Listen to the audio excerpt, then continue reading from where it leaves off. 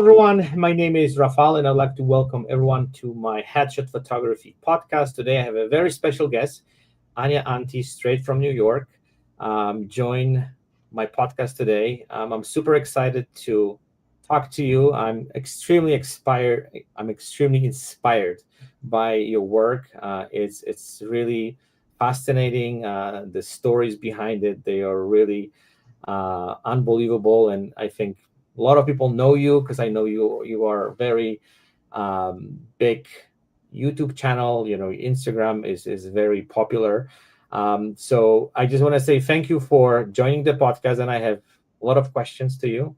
So I want to kind of unpack your world of photography and kind of dive into some of the details and specifics and inspirations, and talk more about everything what you do. Okay, yeah, thank you so much for having me. It was, yeah. Perfect. So you Like, know what? So yeah. yeah, absolutely. So let me start. Typically, how I start my podcast is to kind of understand and unpack a little bit. How did you get into photography? Because, like, I know a lot of photographers out there have a different paths. Some people do that as a hobby. Some people, do completely different things, and all of a sudden they discover, okay, I want to do something related to this artistry, and they got into photography. So tell me a little bit about how did you get into photography and how this whole thing started for you. So I've been doing photography for, oh my God, 15 years now. And I've always been a creative kid. I've been good in like painting and drawing and different arts and crafts. But unfortunately, I never went to an art school, so I don't have like a proper art education. So I never learned how to properly paint. Mhm. But that's when I discovered photography, and I think that was like a perfect medium for me for self-expression, because it didn't require for me to have the ability to like paint properly, but at the same time, with just a click on a button, I was able to get an image. And I got into photography, fell in love with it, and yeah, got my first DSLR camera. I think it was around 2009. Perfect. So tell me a little bit more about, because this is one of the biggest questions for a lot of photographers, discovering kind of your own style, because we starting basically shooting everything, and then we Right, start yeah. narrowing down into some specific kind of genre of photography. So tell Mhm. me a little about that journey, because I'll bring your website in a second, but you do a lot of portraiture, you do self-portraits, but they have very distinctive style. So let's talk about it. How did you slowly kind of go into it? And then later on, I also want to touch on the color team, because it's very specific. You have this specific colors tonality which you really like. But before we get there, let's dive into this whole kind of like, how did you get into portraiture in general? So it's interesting, like you said, I also started with shooting, everything else. I was trying out different genres. I did a little bit of like city landscapes, macro photography, shooting animals and pets, things like that, like flowers and things. And for the first maybe year, I never thought about doing portraits. Like I was not interested in it. But then I remember I met a girl. We later became friends, but she wasn't a professional model, but she was like a hobbyist, I guess, like an amateur, like um, just like to be, to get her pictures taken. So she offered me to do a photo shoot together. And I thought, why not? And we decided to do a photo shoot together. And it was it was so cliche. It was like on the railroads for some reason. It was funny. She was wearing like high heels and like vintage inspired outfit. And for some reason, I don't know why, like we went to the train station and took some pictures at the railroads. And I really liked it. I really enjoyed it. That's how I got into portraiture. Uh, so we started to do a lot of photo shoots together with this girl. And I remember one day, it was summer, and we went to a local park, and we took a few portraits together, just simple, cute portraits. She was holding a book. Well, actually, if you scroll all the way down on my website, you can see that picture. I still have it in my portfolio. So we took some portraits. She was holding a book, and there's like a park in the background. Um, And then later, maybe like 6 months later after the photo shoot, it was winter, so I was sitting home. I was kind of bored because it was cold and gray outside. So I decided to, go back to the photo shoot and experiment a bit more with it. So if you scroll, yeah, that one, the very first one with the book, Hmm. image. Well, again, the second image, not the first one, with the book and the green background. Yeah.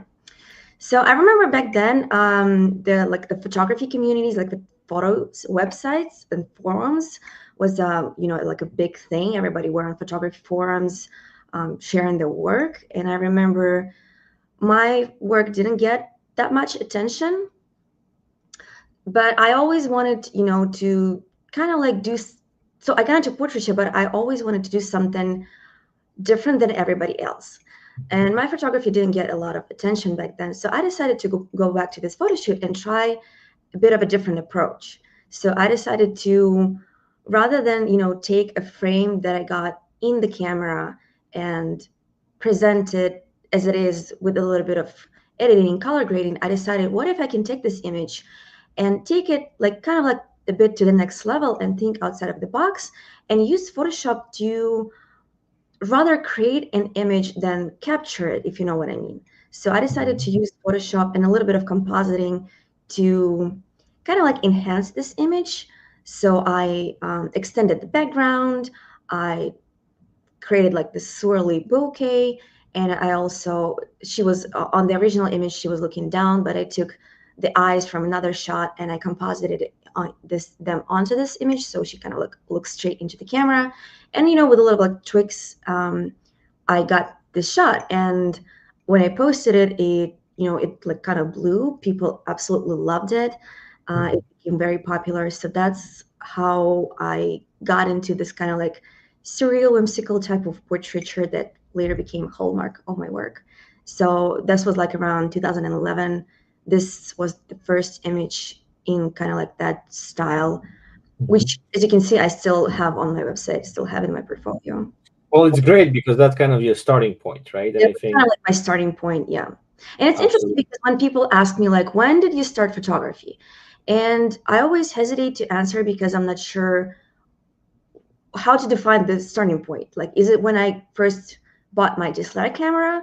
Then it was 2009. But for the first year or maybe even year and a half, I didn't shoot much. So I was like not doing really, um, not photographing a lot, not doing a lot of photography. I was still like not sure even if I like photography. So I like to define the starting point of my career from that image Okay. because it was like Because images. also you mentioned before that you were trying to paint, right? And I think that's also, Yeah, yeah, a little bit. I was good in drawings as a kid. I could like look at the picture and copy it on paper. I was good in it, but I don't have a proper art education. I never went to yeah. an art But school. you know what? From one hand, like I understand what you're saying with the proper education, but like if you really think about it, like what is proper education? I think Yeah, schools yeah, also that's true. That's true. But what I mean by that is that, I never learned how to paint shadows and highlights. And, I kind of always had like this, um, I was born with the feeling for composition, I guess, but I've never been taught on how to use composition properly, or like forms and shapes and subjects. I kind of like always had, I guess, talent for that maybe. So, but like I said, I never learned how to do that properly. So if you give me like blank piece of paper, I would not be able to Mhm. paint something decent. But I can copy and I can, do doodles. I usually draw sketches for my photo shoots by hand. Perfect. So that's actually leading me to the next question, which you actually started answering a little bit. So tell me a little bit about, because seems like your work really evolved over the years, right? And it's not just about composition, it's not about this ambient around those images, but it's the storytelling, right? It's just something more deeper into those images, and we're going to kind of dive maybe in some of them.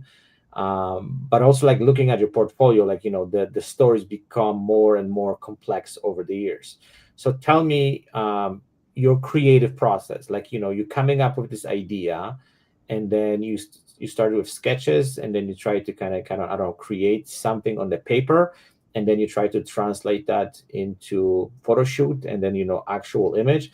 Tell me about how, like, first of all, I want to know, because I think a lot of people out there struggling with that a lot, right? Like, they want to create something interesting, but they don't know how to get there, how this process look like. So tell me a little bit more about how your creating process looks like on your end, like how you come up with this concept and then transition this into actual image. Because I think that's interesting, because I think your work speaks volumes when it comes to storytelling. Like, some of those images, I look at them, and then I was just like watching, and then try to like understand not only the technical part, but also like the entire story behind it, because you're telling a lot of interesting things through your pictures, which it's just a story on its own.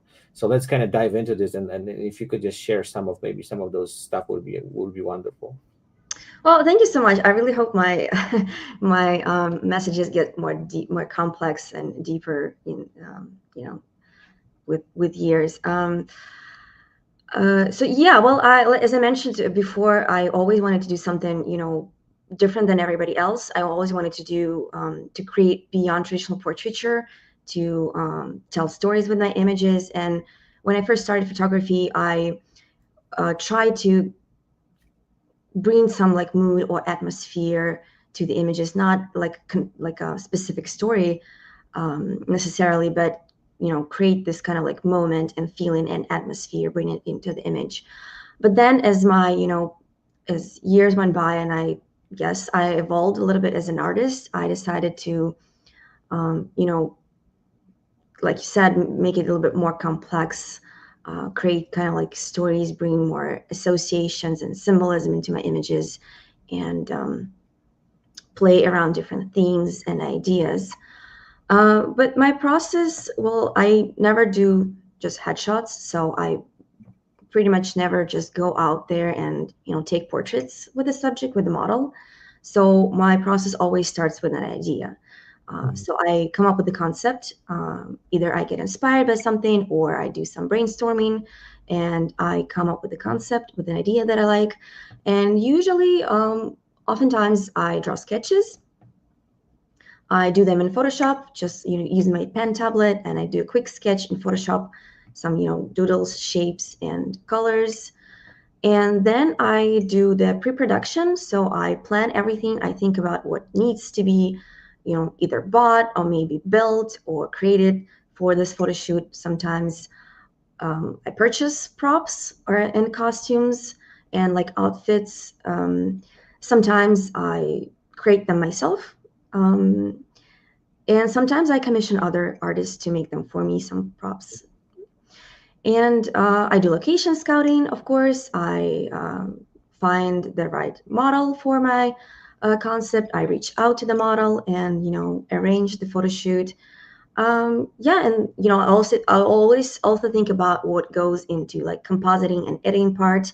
If something can be done right there on location with props and set design, or it would be easier to Photoshop it later. So it's a mix of both. I Mhm. always travel to real locations, so all the images that you see, except maybe one or two, there's no background swaps. I always travel to locations, and I use real props and real set design as much as possible. I get in camera as much as possible. And then, of course, I do a lot of editing. Of course, I do a lot of compositing, a lot of Photoshop work, retouching, enhancing, perfecting, polishing the images. So, yeah. So So tell me, actually, I have a one kind of little bit deeper question. So, because like as I said, your images, they very complex. Like it looks like you put a lot of thought into this, right? It's not just we're just coming out of the blue. Like it's just a very very precise process to get where you want to go with Yeah, that there's image. a lot of thought process in Exactly. So preparation into the images. so my question to you is, like, you have like a general idea first, and then you kind of go with the flow, and this whole thing evolving throughout the process, or you actually know beforehand what exactly you want to have on that image. Because I know, like from my own experience, and some of those projects that I've done, this whole thing is evolving for the process, right? So you have this, I don't know, location, you have costumes, you have props, but then you try to kind of play with it a little bit, right? And you try to see what works best. Hmm. Uh, so tell me a little bit more about, and then on the top of it, we also have the retouching process, which also elevates this image to a completely different level. So tell me a little bit about, like from the beginning of the idea to the end product, which is your image, how this whole thing evolves throughout the process. Is a lot of changes, or like it's you just know exactly where you're going after? Usually I know exactly what I want to capture. That's why, there's a lot of, you know, thought process, preparation, planning. That's why I do sketches. Sketches really help me visualize the idea that I have in my head, and also they are really helpful when you work with the team, even if it's just the model. So yeah, this image, by the way, this was the background swap. This is one of the Okay. very few, but usually I don't do that. Usually most of my those are reallocation usually. So yeah, there's a lot of planning goes into the image, and I have a very specific idea in my head. Usually, most of the times, so that's why sketches, mood boards. They also help if you work with a team, even if it's just a model. It helps you, to share your vision with them, so you're Mhm. like on the same page.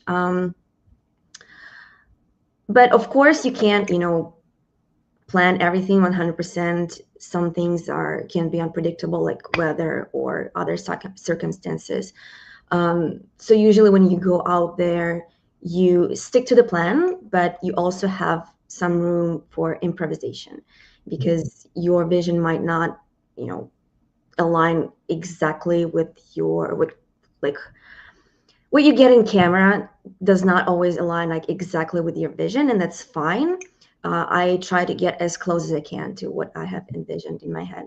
um, I don't usually reschedule photo shoots. Like, Mhm. I usually get what I want from the first try, but it's been a couple of times that I had to redo the photo shoot completely because of some reason that it didn't turn out entirely what I wanted. But usually, yeah, usually it's a very specific idea in my head, and sometimes, sure, it's not like exactly, but it's pretty close, and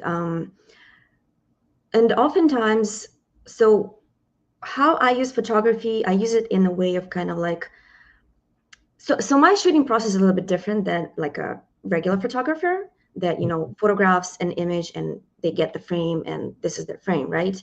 You look into your camera, you scroll through the images, and that's pretty much what you get. You can do some editing, sure, like color grading, contrast, and exposure, but you can pretty much see the final image in your camera. This is what works for most of the photographers, but my process is a little bit different because I use photography is kind of like a way to collect raw material to create something that is not possible to capture and further enhance and um, composite it in Photoshop. So when you look at my raw images, they don't look like the final image at all, Mhm. nothing even close. I mean, maybe not that.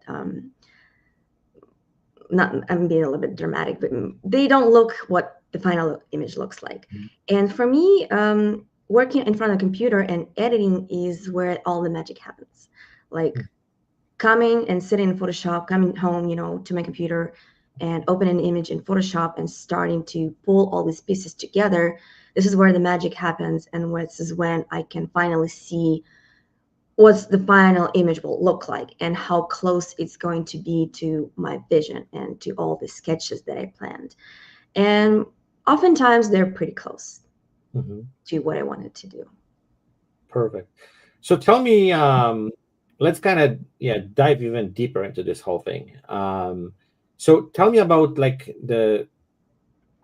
and this is what I asked you kind of like at the beginning about developing the specific color team for your images, because it seems like even your images, have kind of different stories. They shot differently. There's different ideas, different concepts, but they all have this color team connected together. So like if you go through your images, I can right now recognize your images because I know, okay, this color team comes from that specific artist, who actually creates that amazing color team for their images.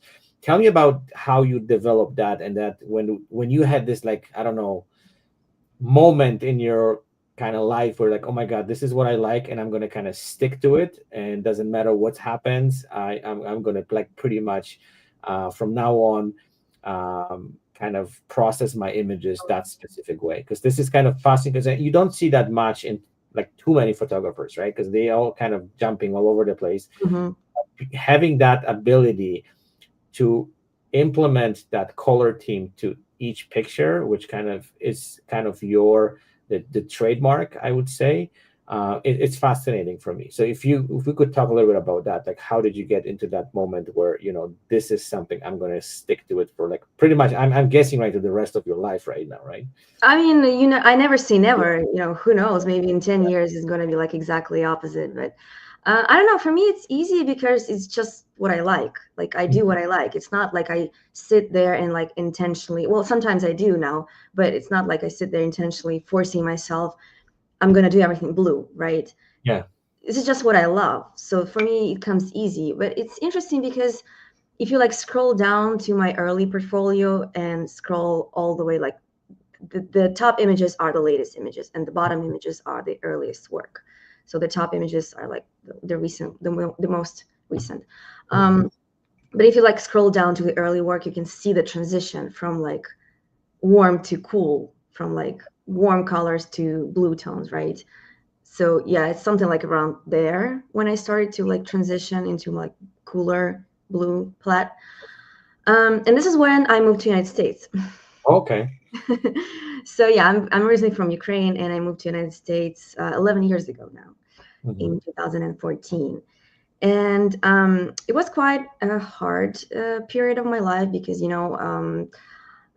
moving across the ocean, it was just me and my husband. We didn't have any family here. We didn't have any friends. It's not like we had like all these opportunities waiting here for us. We didn't have any job offers. We didn't have an apartment. We had to like stay at our friend's place and sleep on like a mattress on the floor for the first week. So it was just me, my husband, and two bags of stuff, and my camera and my laptop, and that's it. So it was pretty harsh. Like moving across the ocean.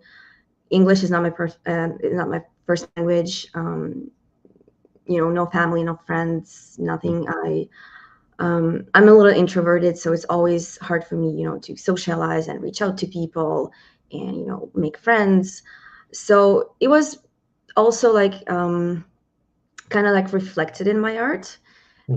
It's like it wasn't like super dark period in my life, but it was dark and hard and difficult times. So it kind of reflected in my art because first of all, I moved to cooler tones, and I don't know, I can't I don't know why, but this is how just like it aligned, this transition in my personal life and also in my work, that I moved to another country and my colors also shifted. Um, and now blue is just my favorite color, obviously. I just love it. So that's why I use it a lot in my work as well. Plus, like I said, it was really hard for me, like I didn't have any friends. It was really hard for me to reach out to people. Um, you know, I had like introverted type of character, plus like language barrier, mental like mentality barrier. It all Hmm. contributed for me, to um, kind of like spend more time at home, if you know what I mean. And that's when I started to do self portraiture. Hmm. Because back then, before I moved to United States, I like also if you like scroll down, you won't see any self portraits. Yeah. When I moved to the United States, I thought, well, why not? Why not? Why not try self portraiture? Because first of all, it's going to be easier for me. I don't have to have a model. I don't have to, socialize, go out there and reach out to people, which was hard for me. Plus, it made my work even more personal because now I was able to be the subject of my own dreams and worlds and fantasies. Plus all my subjects are kind of like alter egos. So again, all these levels kind of like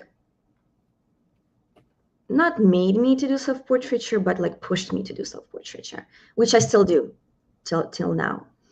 And around this time, I created the photograph that you just clicked on, the butterflies in my stomach. It's called Butterflies in My Stomach. Um, and but people use this phrase, kind of like butterflies in my stomach, to describe this anxious feeling. Usually what they mean is like when you're falling in love, but being anxious doesn't necessarily mean falling in love. It's just like you're being anxious about something. Either you're nervous or anxious about something. And this was kind of like my representation of that period of my life.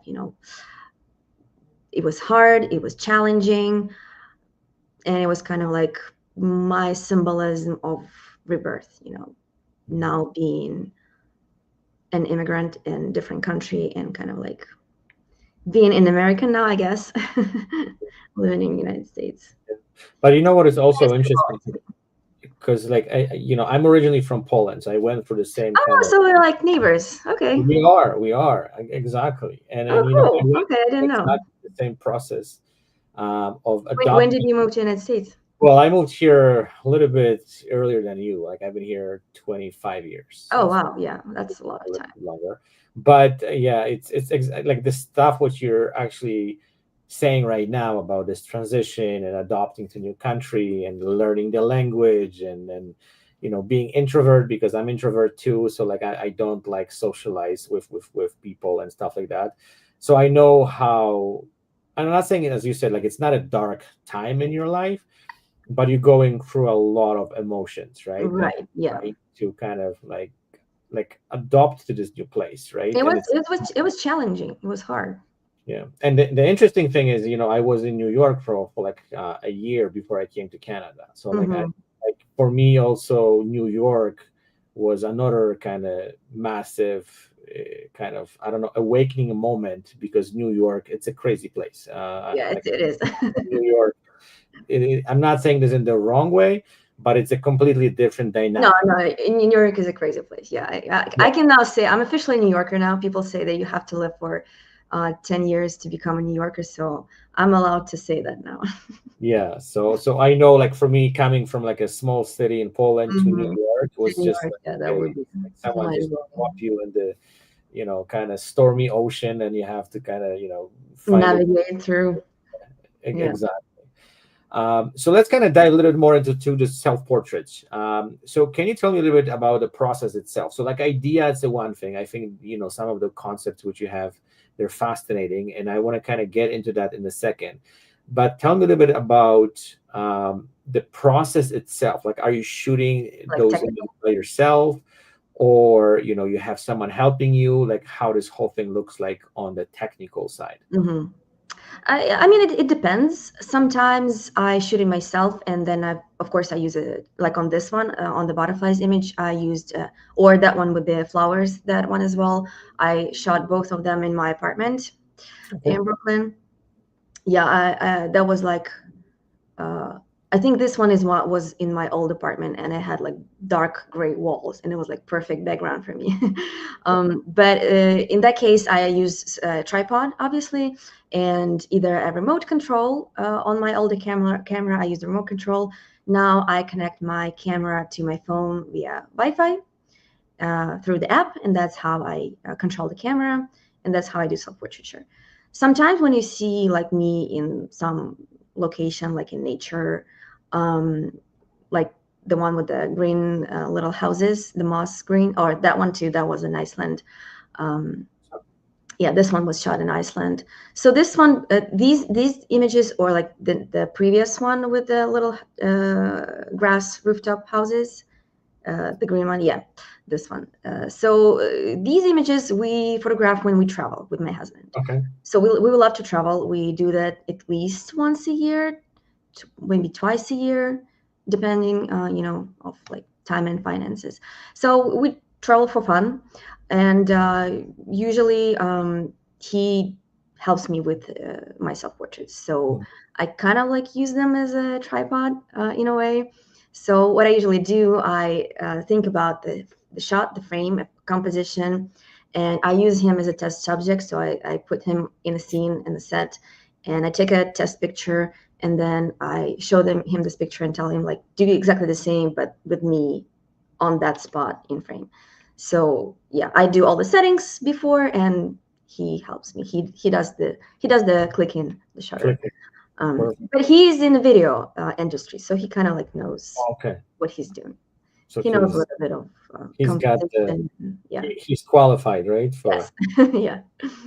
so tell me a little bit more about the concepts itself, right? Because that's what I'm actually really interested in. Because like you have a lot of environmental kind of elements into Hmm. your pictures and in your images. Some of them they kind of mystical, they have the mystical feel to it. Tell me about where you're getting those ideas from. I know like it's a kind of stupid question, where you're getting the ideas from, but tell me a bit about like how you develop those ideas. Maybe it's a kind of like you have some kind of concept, or you're getting inspired, or there's something, I don't know, you have different hobbies which kind of brings this to the surface. Tell me a little bit about kind of making those concepts kind of life. Like Hmm. you could share a little bit about that, because that's I'm really fascinating to kind of hear where you're getting this from. I don't think it's a stupid question. I always, I'm also interested of like how people's brain works, especially Mhm. like artistic people.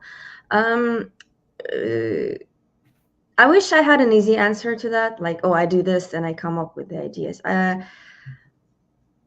The first thing would be to get inspired, and there are different ways how you can do that. For me, I get a lot of inspiration from nature. That's why we travel. We love nature. And when we travel and we plan, I usually do the planning, like the itinerary and the schedule and everything. And when we travel, I look for unique places if we go somewhere. So for example, this image I photographed in Cappadocia in Turkey. Mhm. So we went there a few years ago with my husband. So, and I look at these unique places, and sometimes they inspire me for these stories, these concepts, these ideas. And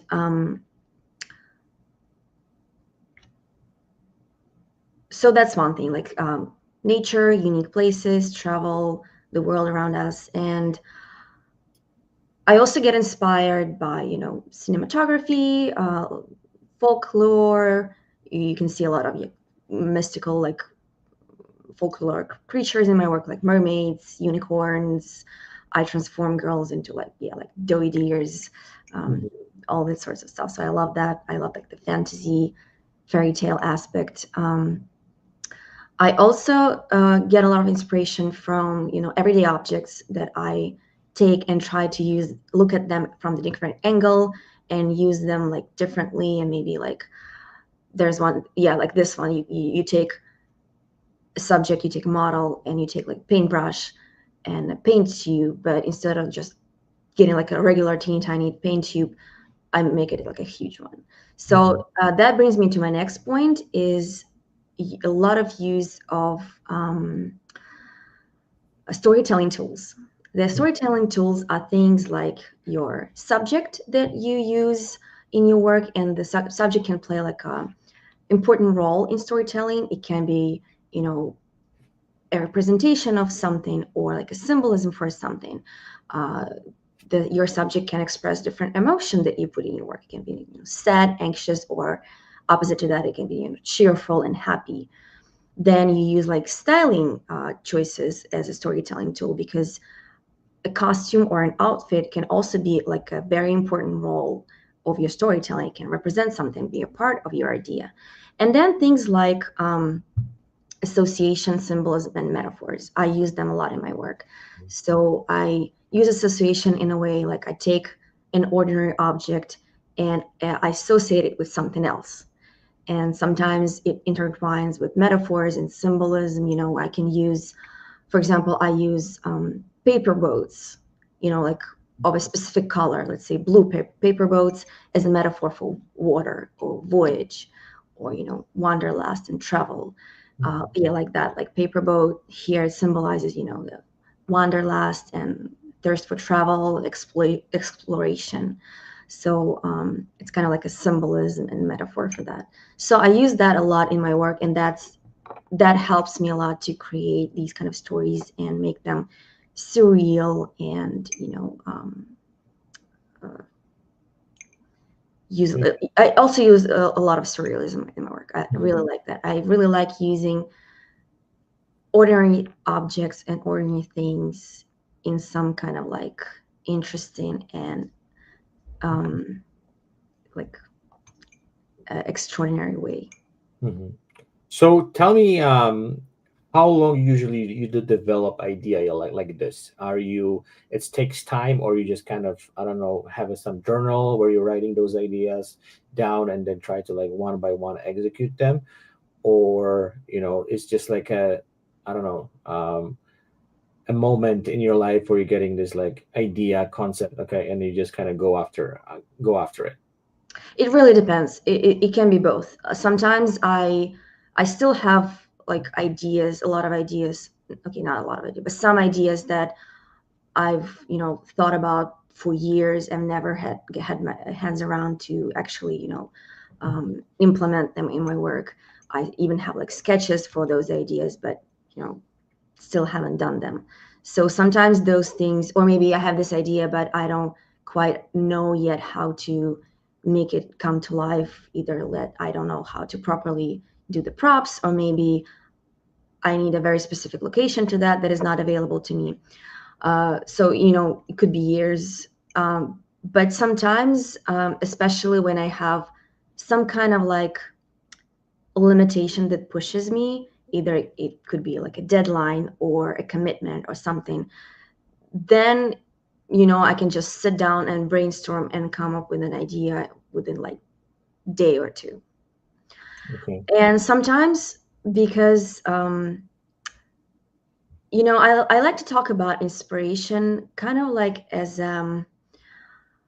your inner library and inner like catalog and storage of different impression, recollections, memories, impressions, things like that. And to get that kind of like storage, you need to do a lot of research. You need to basically, explore art, either look online, follow your favorite artists. It doesn't have to be photography only. It could be illustration, paintings, contemporary art, sculpture. You can either go to like galleries and art shows, things like that. And you absorb all of that. And you not necessarily instantly come up with something, but then when the right moment comes, the idea just pops into your head. That also happened to me before.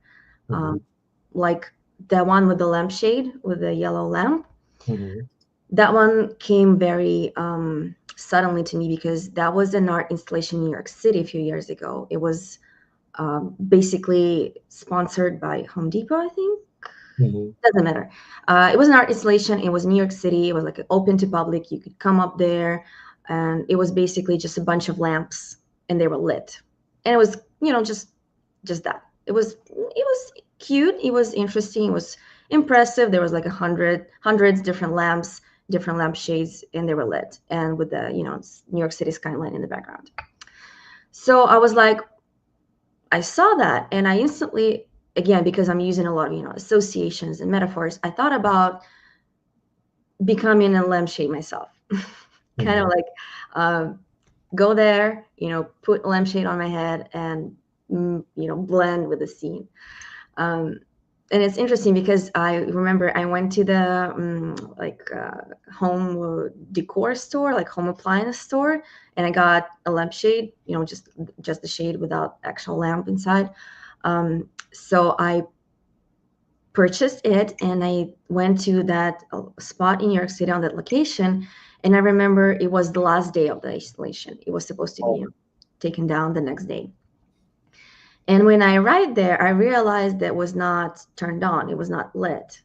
Hmm. And I asked the person who was, working there and responsible for turning it on, and he told me that they're not going to turn it on today because it was raining heavily the day before, and because it was all wet, it was, dangerous and safety issue.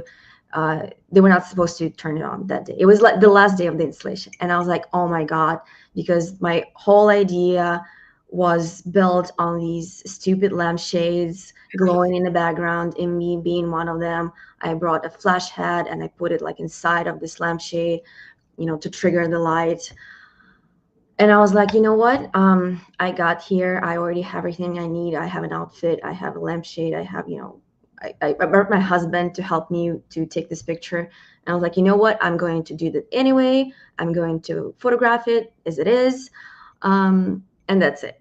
I did it. And when I came back home, I realized that that was even better because imagine that if all the lamps were lit, I would be probably completely lost among all of those.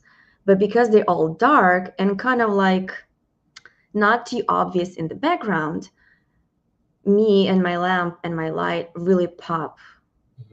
You know And what? Actually, when you started saying that story, it seems like everything worked the way it's supposed to. Because as you yeah, said, you yeah, would be this like I know sometimes those situations they kind of go against us, but it's like meant to be that yeah. that's the way it's supposed to. And I have to say, you nailed that image. Like it's Thank you. just Yeah.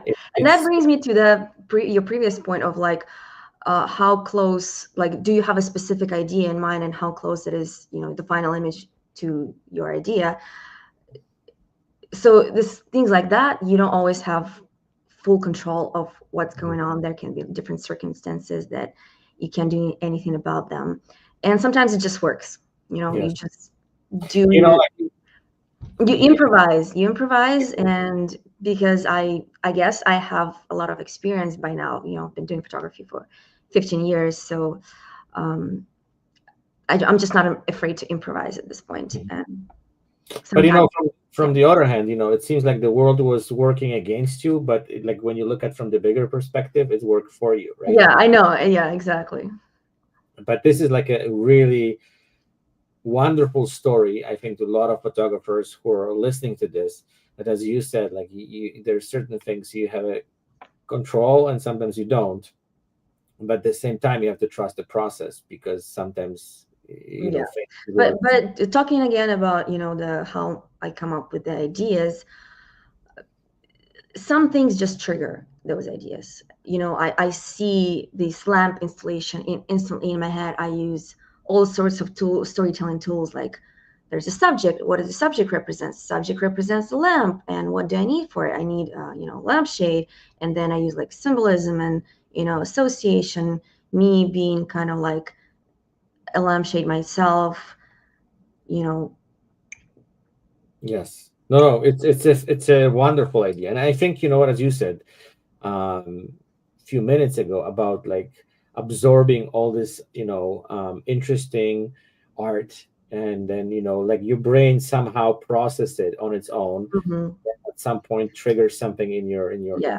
brain, and then you have this like crystal clear I idea. also now like to think about this work as, how they sometimes they illustrate ideas in your head with like lit light bulb, Hmm. like in the cartoons when you have an idea, there's like a lit light bulb appears. So I really like to think about that, kind of like similar to that there's an idea in my head and Well, lit. this image has so many interpretation that I Yeah, think we can yeah. go for hours and hours. Yeah, and I always say people there's no, well, sometimes it is. Sometimes some of my work has a very specific meaning and interpretation, but sometimes it's open. It's open to the viewer. I don't force ideas on the viewers. I leave it open to interpret it however you want. Yeah, And this is but a good example. yeah, but also I think everyone interpret any images based on own experiences, right? Like Yeah, you had some projects where like I see it something different in the image, and someone else saw it something different, and then it's just like, how do you even get that stuff from, like, hmm, how did you see that in that particular image? But also comes from their experiences, right? So like I can look at this image and then kind of through my own experiences see so many different things, right? Because as I said, like even looking at that image, like automatically I'm getting like a lot of things which just kind of comes to my mind about like how hmm. nail that image on so many levels. So it's really really brilliant. Oh, thank you. um, okay, so let's kind of talk a little bit about things which I don't like to talk much, Hmm. but I know I'm always getting kind of well, some comments about equipment, Hmm. because people kind of want to know what equipment you're working with. So tell me a little bit about those technicalities. Like, do you work with any external lights, or it's all like natural light? Like, what is your approach to lighting your images? I know based on what you said, there's a lot of post processing involved. Yeah. So I think you can really control that as well through post production. So tell me a little bit about your equipment and the lighting and how you approach, this entire technical process to your. Mhm. My kit is very simple. Basically, I mean, sure, I have different types of lenses and different like lights and flash heads, but if you would tell me you can choose only one thing, that would be my camera and my 50 millimeter lens. That's it. That's all I need pretty much.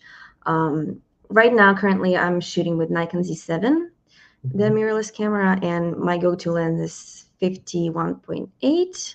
mhm, But I also own a few other lenses. I only shoot with prime lenses, unless it's like some, paid work and I need to do like a portrait session or whatever. Then I would use like a zoom. But for everything you see in my portfolio, it's only prime lenses, and it's either 50 millimeters or 85. mhm, I also have 85 1.8, I think.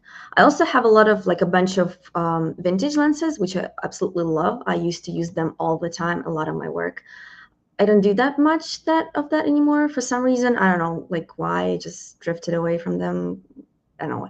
But I own a lot of vintage lenses. Like I own a bunch of Helios lenses from like Soviet Union that I got on flea markets. I also own Helios 40 lens, but it's not vintage. It's like remanufactured for modern DSLR cameras.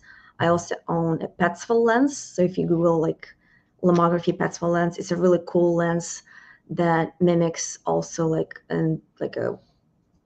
a 19th century Petzval lens, and it mhm, like is made of brass, so it's like brass color, and it looks vintage. It's really cool, mhm, and it has also a different like focal lengths.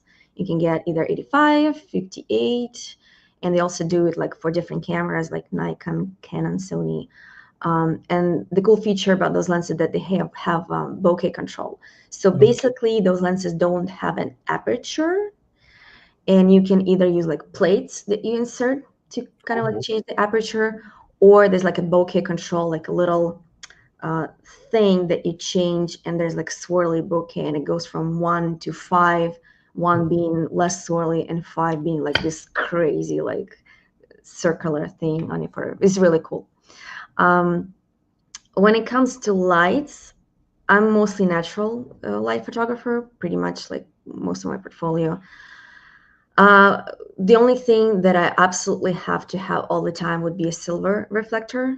I use it all the time, even if it's overcast, cloudy day, you can still get some like bounce onto your subject. And I would use some type of light only if it's like too dark. There was one image that I shot in the woods.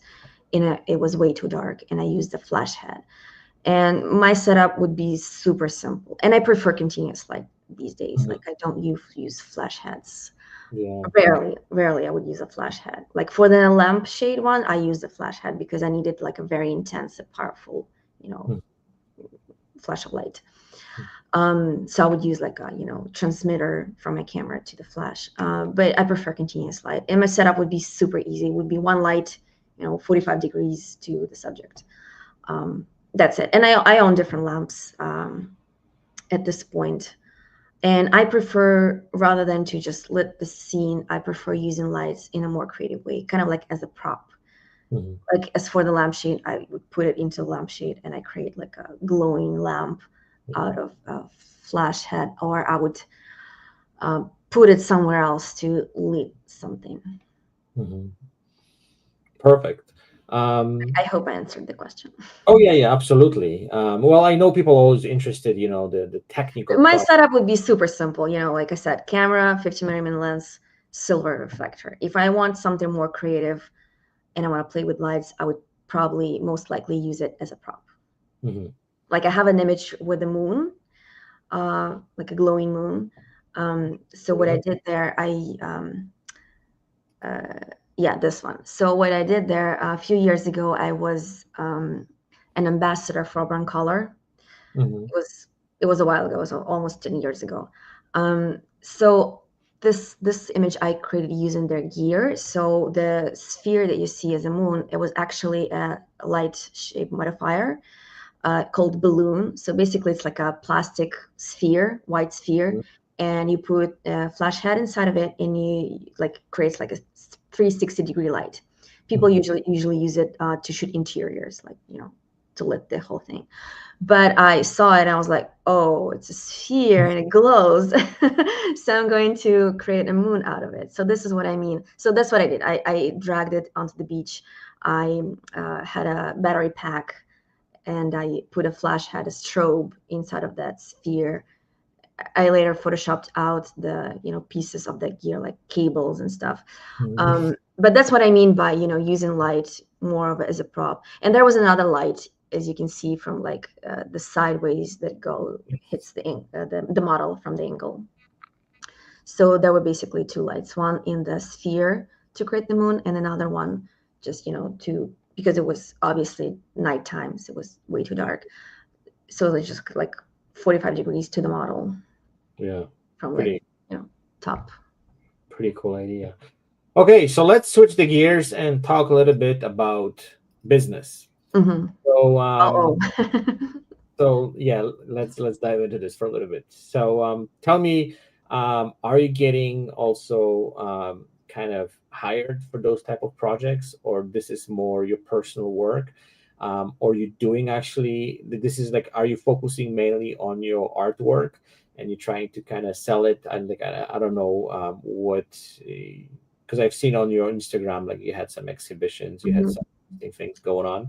yeah, Tell me about this site, because I know also I think also people are very interested to know, uh-huh, like how you make a living, right? yeah, Because this is one of the biggest thing in photography world too. Like yeah, doing photography is the one thing, but we also have bills to pay. right. Uh, we have to kind of like make a living out of this somehow. Tell me a little bit more. What's your process there? I would say it's a mix of a little bit of everything, but I'm not gonna lie. I'm gonna be honest. It's hard. It's challenging, especially like being a fine art photographer. Obviously, I'm not a commercial photographer, right? So um, sometimes people hire me, like commission me to do photo shoots, but not that much. Mostly, I do a lot of teaching. Like I do tutorials, I do speaking, like engagements, like conferences and just different photography events. I do lectures and speaking gigs. I do workshops. So some of the images are from those workshops, either like group workshops or one-on-one workshops that I teach. And the rest are basically the last thing that you mentioned. I create it kind of like as a personal project, and then I try to monetize it either Mhm. through licensing, book covers. Some um, one time a company licensed my image for their like promotional use for their like the self-help app, Mhm. basically like bunch of psychologists help you, to work your things through. Mhm. And that's why how they license the butterflies in my stomach image because Oh wow, okay. it represented, the like mental issues, Yeah. mental health for them. So they really liked it. So that's one thing you can do, like book covers, all sorts of licensing. Um, you can sell your work like prints, Hmm. um, obviously for like art collectors and art buyers. What else? It's a little bit of everything. It's a hassle. I'm not gonna lie. Yeah. I also do a lot of retouching, like I do professionally as a freelancer Yeah. Okay. because Perfect. I'm good at Photoshop. Well, I'm sure you are pretty good at this stuff, and it's interesting, and this is actually leading me to my next question, and I would like to get your opinion on that. And this is one of those things which is extremely controversial nowadays. I know people talk about it, and I want to talk a little bit about AI. Of course. and like, I know everyone has own opinion on this. I know AI is here. There's Hmm. much what we can do about it, Right. and I know photographers take it different ways. Hmm.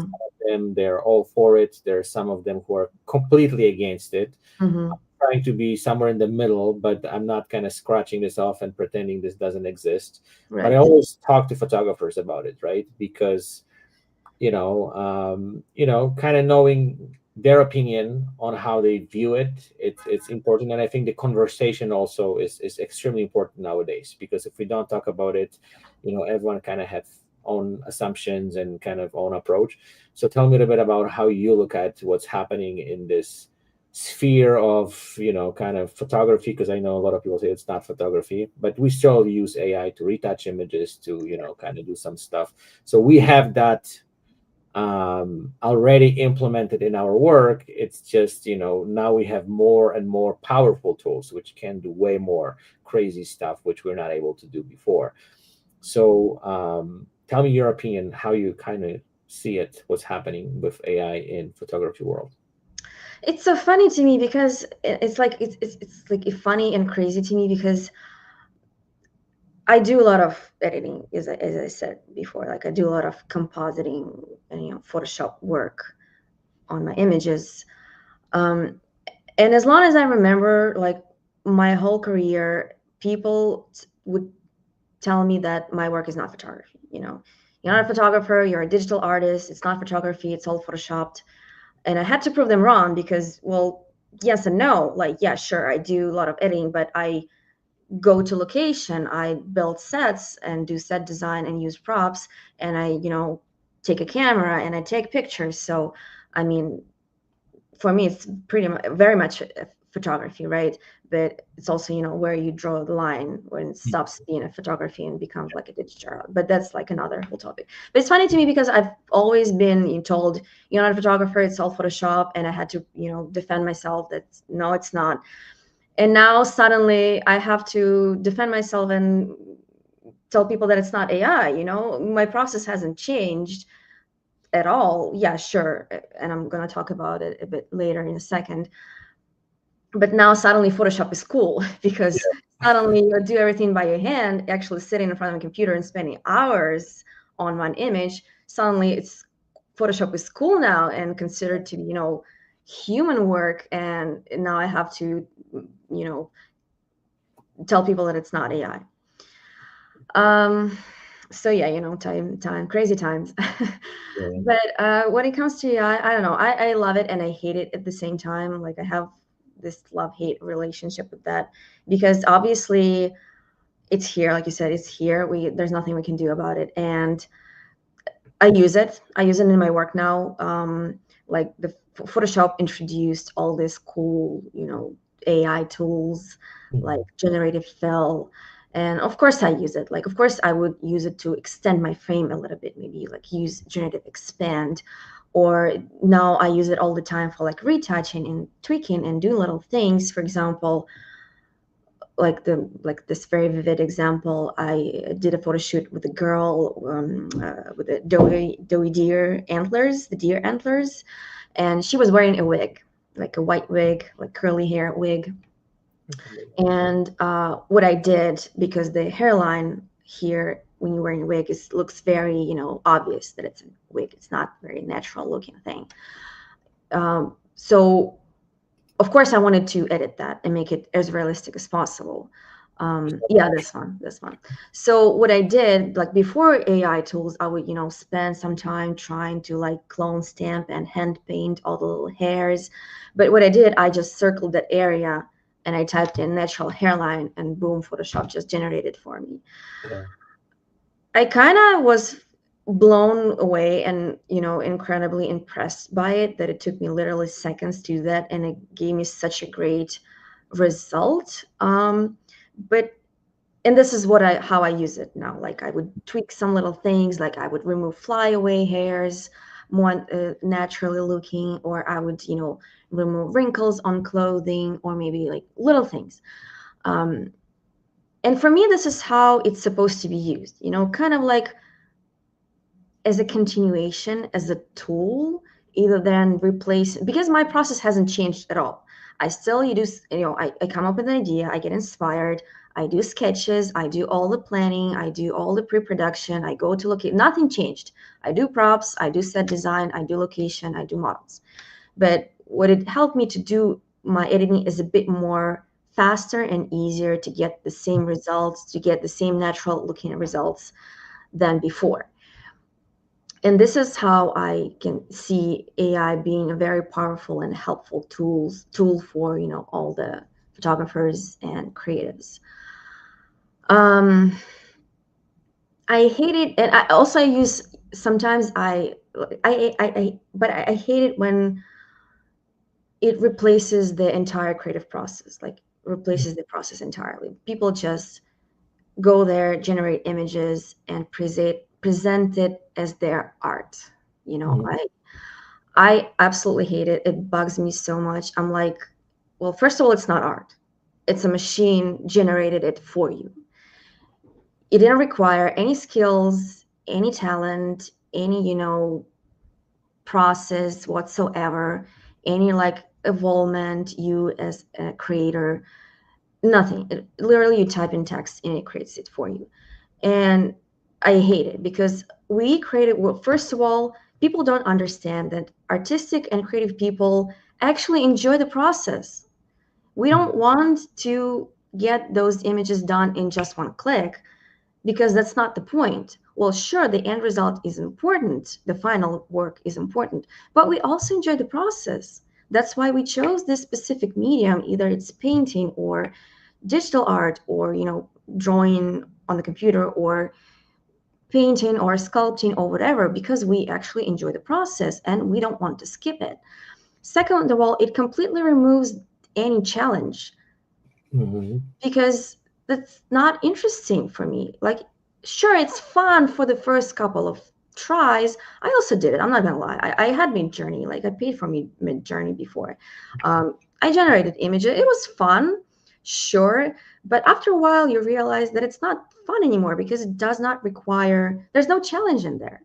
Mhm. Because for us, creative challenge is what makes it interesting. Because when I struggle, when I go out there and when I spend hours in Photoshop and I'm finally down, I'm proud of myself because I was able to do something. I was able to create something from scratch.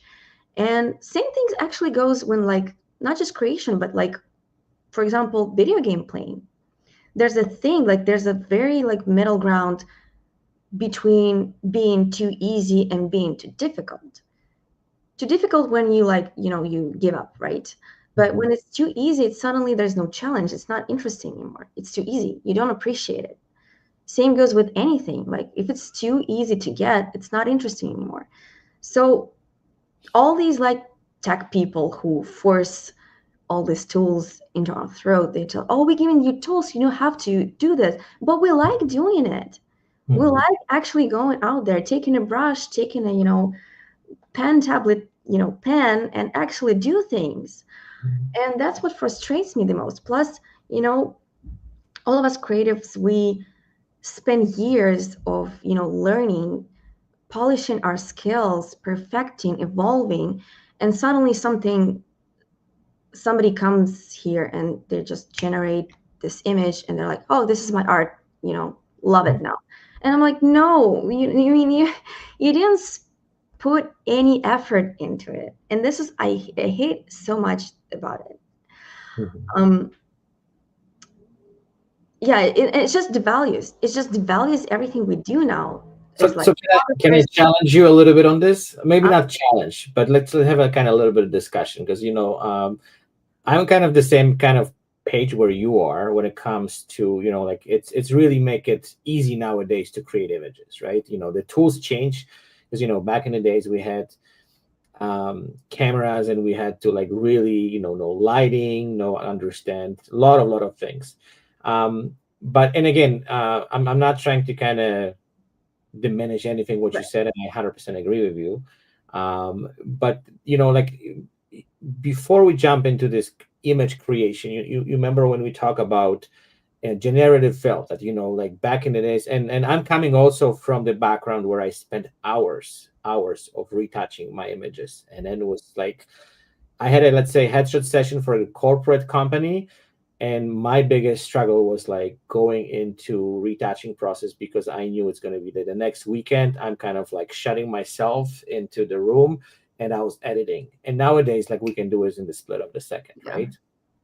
And the same comes with the generative fill when you said about his hairline, right? Like, it's possible to do it in Photoshop, but you'd probably take you hours and hours to make it right. So it doesn't. Hmm. Nowadays we have just a tool which does it, right? And just like make it quicker, and then we can kind of move on to the next thing, and we can like really speed up the process. I know that generating actual image is a completely different story, but I want to kind of ask you this: do you think that maybe AI could be a good tool to kind of pre-creating images, so we can kind of put those ideas into some kind of form that we can, okay, you know what, this is what I'm going after? And because when we have image in our mind, it's a one story, but when we can visualize it, is a completely different story. We can kind of play with it. We can kind of test it. We can see, okay, this is going to work. This is not going to work. And I know it's removing this kind of difficulties, right? Because being a photographer, it takes years and years of learning those skills. But the one thing what I want to also kind of point it out with the AI, that maybe this is also going to push us to some kind of like, because photography also has certain limits, right? And as I always say, you can do certain things, and I think this, you are the best example. Like, you can push it photography to the certain level, but there is some limit. Okay, this is how much I can photograph. The rest of it I have to put in some kind of compositing things into the image, Mm-hmm. right? So like, photography has some kind of like Limitations. limitations where you can kind of take it to the next level, and you do this brilliantly using Photoshop and all the tools, and compositing is another like a skill which nobody knows, right? Hmm. Like, maybe not nobody knows, but it's difficult. It's not You have easy to learn it. it takes time to learn that stuff. But what I want to kind of say, and actually I'm losing my point right now, that in order even to be, and this is I think one of the points which you brought up, even when you creating images, let's say through AI, you still have to have an idea, right? Because let's say in your case, it's not just you clicking the picture, right? You have to have the idea first. So maybe AI could be this kind of like a brain of ours. Maybe, I don't know if that's a good wording, but something that could kind of create those images before we even kind of jump on this kind of specific concept, or specific idea. And what I'm talking about is about all those ideas which are beyond photography, right? Beyond this kind of things which we can do with actual camera. And like, I've been experimenting a little bit with AI and creating actual images. And the one thing what I've learned too, it's not that easy either, right? Even if you Mhm. prompt it, like, just put the prompt and then get the images. I can tell you 9 out of 10, it's a crap. It's Mhm. like, it takes a lot of kind of like a manipulation, and kind of explaining, and providing all this information. So sometimes I've done this, like a couple of those projects where I actually tried to create something, images through prompt, and I can tell you, took me like, I would even say, more time than actual photo shoot, because to prompt it to the level where you can really see results which are satisfying, it takes also a lot of time. But what I'm trying to kind of say is, uh, I think also with AI, it's at least the way I see it. You can kind of like verbalize images, right? Because like, sometimes it's so difficult to explain image, and now when I had to just have this kind of idea and just prompt it and write it what I want to kind of see, it's also challenging, and also kind of gets your brain on fire, like how I can describe this stuff, right? Like how I can say it. But Yeah, again, if I was able to write, I would probably choose another career, right? exactly, There's a exactly. reason why I chose visual images, not Not text. writing, in fact, texting. But it's also kind of challenge for our brain to kind of, kind of try to at least um, show, or kind of like explain what we want to do through words and then explanation. But I agree with you. Like, a lot of those things, for us photographers, it takes us years of practicing and trying, and then. But I still believe that AI is not going to kill photography, but it's going to really embrace those ones which have I create like great ideas, like yourself, that the stuff what you're coming up with, they're brilliant, right? And this is AI cannot create that. That's the one thing. Let's be honest. Like AI cannot come up with some of those concepts which you came up with, because it takes your soul, your experience, I your actually try. I emotion. try to like, oh, come up with like surreal. No, it doesn't do well with ideas. No, no, no. It does well with like visual, like aspect, like make the Yeah. images pretty, but it does not come with interesting ideas. Well, I think AI can only create what was already created, right? Exactly. Yeah. It doesn't create anything new. It just takes everything together and replicates what's Yes. already But out. also, like, people like you who have those ideas, I think you're going to be on the front of it anyways, right? Doesn't matter what the AI does, because it I, cannot I, pass. yes. Yeah, I guess you're right. But my problem with AI is also that it devalues what we do, Yeah. because suddenly it's like I said, I've been defending myself my whole career that it's not Photoshop. Now I have to defend myself and tell people that it's not AI, because most of the people won't see the difference, Hmm. and they won't have the time and energy or desire to like dive deep into the process and see that, oh, it's not actually AI, it's all this behind the scenes videos, and see that it's like, it's a whole process, there's a photo shoots going on and there's like a lot of editing. But they would just suddenly assume that it's just, oh, it's AI, and it's like in like a dismissive way, oh, it's just AI. And I hate it because, first of all, no, it's not, but people just automatically assume that it is, because that's what it's done to us. Like, it diminishes and devalues everything we do. And especially me as a Photoshop, you know artist, in a way, suddenly nobody wants to do Photoshop anymore. Like, I've been teaching a lot, and I've been doing a lot of Photoshop tutorials, and I also was collaborating with this person who has like an educational platform. Hmm. And we had to end our relationship because that's what he told me. Like, people are not interested in Photoshop anymore. They don't want to spend hours in Photoshop. They just, want to generate images. And I'm like, well, this is sad because, I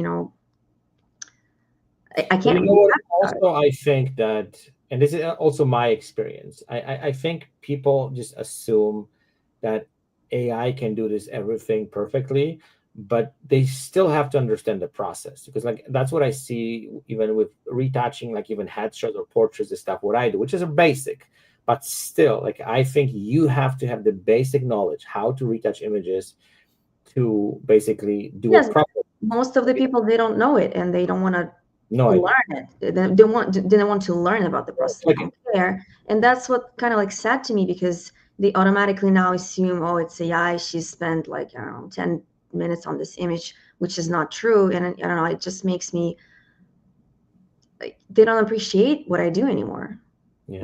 Most of them, not everybody, of course, but I think people who are in this industry and they understand the process, they appreciate, and they also they I value. guess, yeah. But But it's we kind of entering this new era, right? And yeah. I agree with you. But you know what? Also, what I've noticed, because I did some tests, and I have to admit it, that people cannot even recognize what is Photoshop and what it's like, what it's real and what it's fake. Like I think we Yeah, got but to they automatically assume that it's yeah, AI, or it's yeah, Photoshop, which is not true. You know. yeah. I did actually this actually little test a while ago, which was also fascinating, where I did like a creative portrait, and I actually just like give the audience just a little bit of hint that it's AI, and ask them to pick why they think it's AI. And they ripped this image apart. Like it was funny. It was a real image. It was like barely photoshopped, but it was a pretty good lit, and it was like good lighting on it. And the girl who I was shooting, she had this like very specific and very unique look. Mm. This also kind of throws people off. And And I probably was good skin.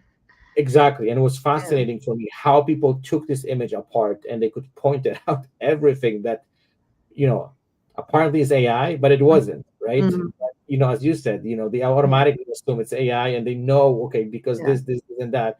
I But don't know. I find it very frustrating. I don't know. yeah, it is. It is. No question about I it. also think that we also, like, when we have these conversations about AI, we also need to point out the environmental damage that it does to the planet and the environment, how much energy and resources it requires.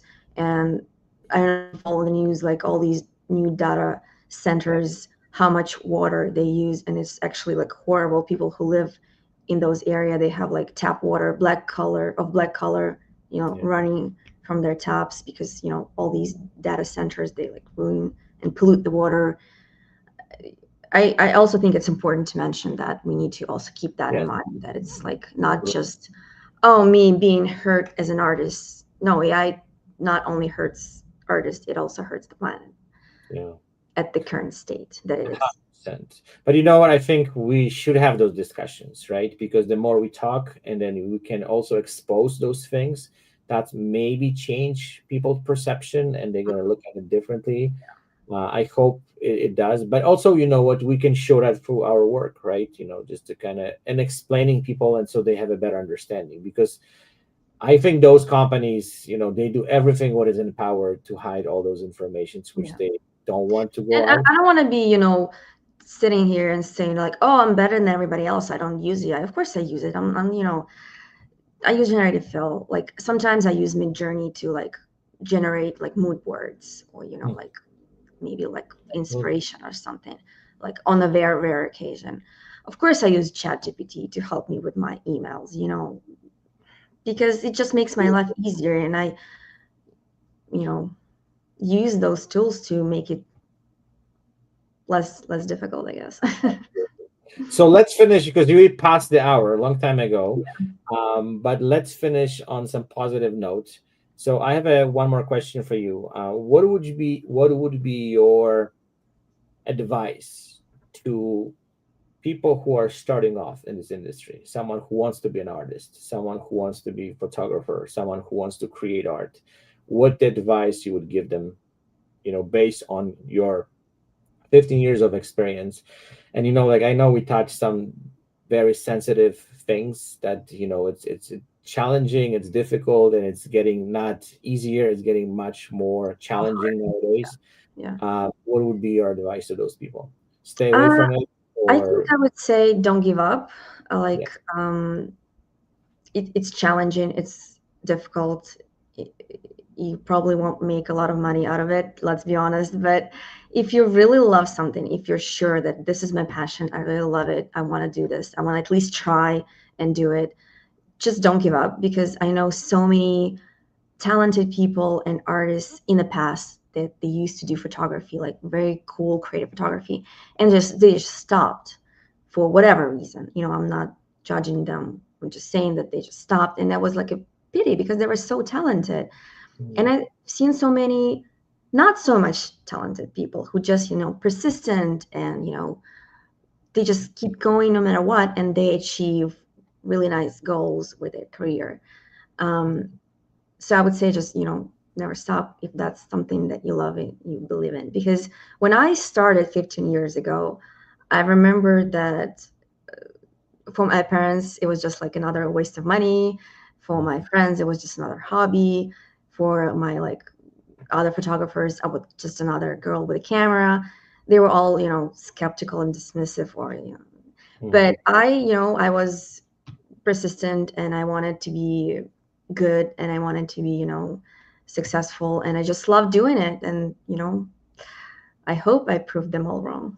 Yes, I'm sure I'm sure it did. Like your work is spectacular, and I, Thank you so much. remember when I've been following you for a while, and then like your name, because I did on my group ask people who I should interview, because I have this like kind of trying to get some names. Your name came out several times, Oh, so that's yeah, great. so people watch. It's and that's what is the saddest thing I think in this entire story of talented photographers, that it takes so much time to get where we are.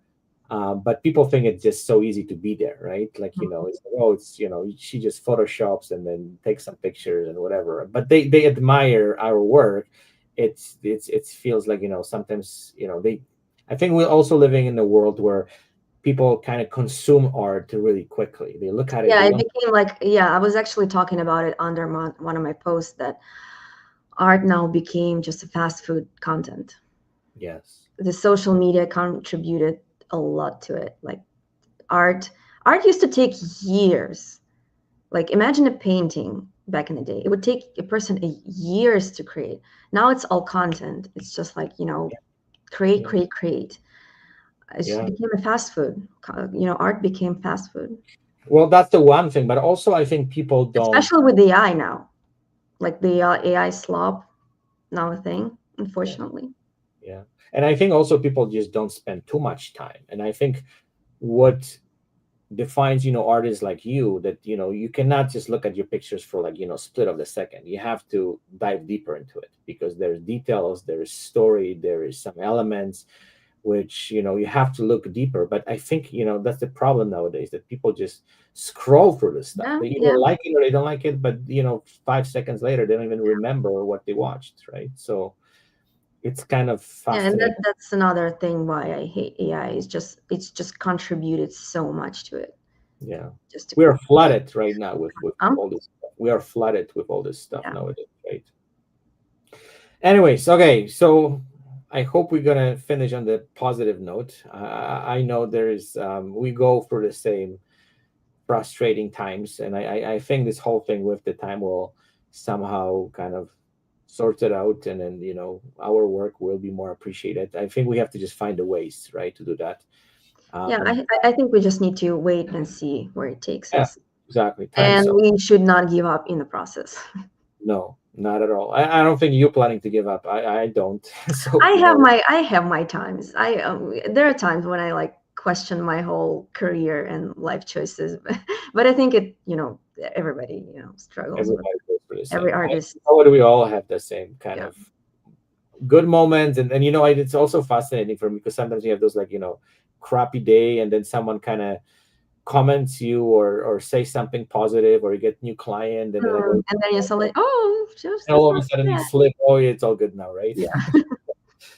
Anyways, thank you so much. I truly appreciate it, that you accepted the invitation. I had fascinating conversation with you. I think people who were watching and people who will watch this, I am sure they appreciated the conversation, and also they look deeper into your work. And I'm sure some of those folks also will start looking at this whole thing. What do we do from different perspective? And I hope I'll talk to you again soon. And maybe this is the part one where we can do another Sure. one in a while. But Sure. because that was great conversation. And then also tell me if you have any workshops coming up. If you want to plug in anything, I will also add it all the stuff what you do to this podcast, so people can kind of look a little bit deeper into everything. So you have tutorials, you have workshops, you have all sorts of stuff going on right now, right? Well, not much is planned at the moment. Okay. But yeah, people can just visit my Instagram. That's where I'm most active, or Mhm. just go to my website. I have all sorts of resources. There's my portfolio. There's the two and a half seconds project about environment and climate change. And there's also I have a tutorials course on Photoshop. I have an ebook on photography Oh, wow, that okay. they are welcome to purchase, and all sorts of things. Cool. So we will link all this stuff so people can kind of Yeah. go Sounds direct good. to your site. Well, Perfect. thank Thank you you. so much for having me. It was a pleasure. Absolutely. Thank you so much. And we will chat very soon. Have a great day.